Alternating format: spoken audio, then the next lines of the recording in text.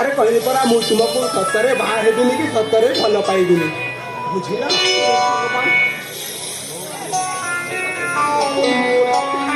ए सुना मु कौन कहथि कि हां नीलजी परे तुला हुआ ना नहीं सेमिति जबर करिबो केमिति करबी म ए